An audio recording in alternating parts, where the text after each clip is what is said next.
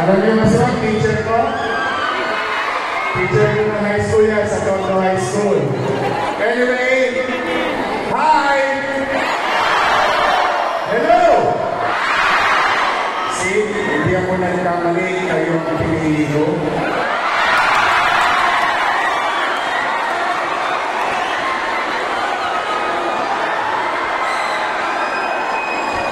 Okay. Anyway, I'm happy to be here to extend something that is very important that I'm going to entrust to you because I believe in you. Meron tayong posibleng mangyari at nakalimutan naman tayo. Vows, rules, hammer, note. Baka mamaya, the big one may happen to us. Who knows? You never know. Is it inevitable? Yes. The question is when. But I want you to be prepared. Why did I choose high school? Grade 10, grade 1, UDM, and BLM. Why did I choose you? Because I think and I believe that you may and you can help our elders.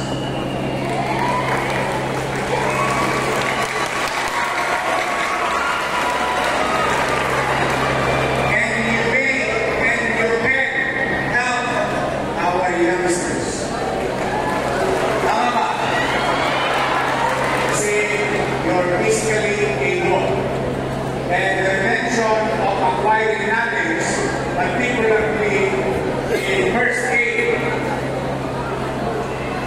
I think mas malaki ang chance and probability na mas marami tayong mailigtas pag dumating ang biguan.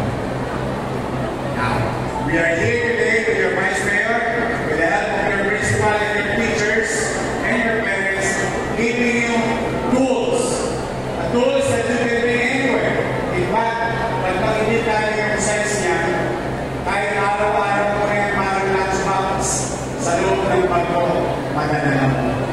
And you can help your fellow students, your neighbors, again, our elders, and the young ones.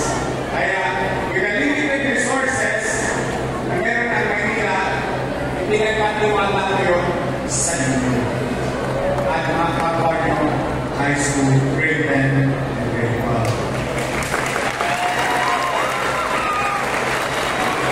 Guys, do you think you can do it? Promise? You can help? Do you show care?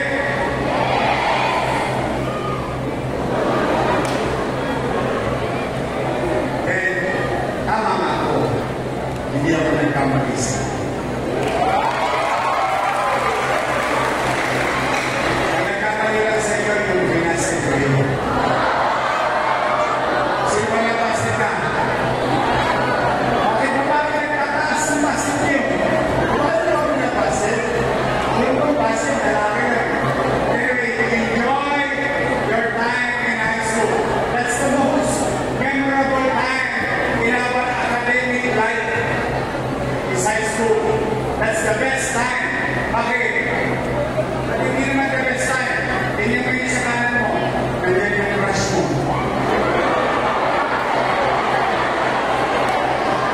Baka nasa likod mo lang.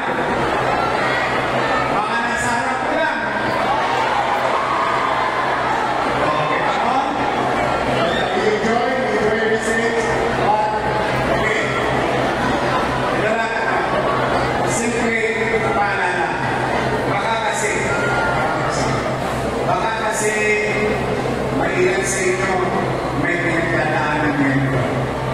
Baka lang, I'm not saying that. Pero if ever, just if ever, may pinagdadaanan nyo, move on. Always raise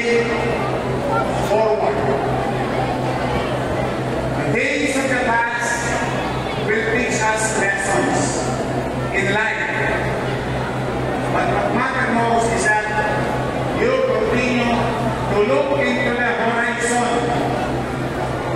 that better days will come to you. Kaya pagka pinasad ka, palitan mo ka. Sharon, yes, you must continue to dream. You must continue with your goals, aspirations in life. Kaya one Diyos, baka isa sa inyo, maging mayor din ng Maynila. Maging doktor, maging teacher, maging engineer. Why? I'm a product of public education system. Kulungan center, sa Medicare, okay, mga nag-aaral sa Kulungan Center. Kulungan Center, Rosario Memorial Elementary School at Tondo High School.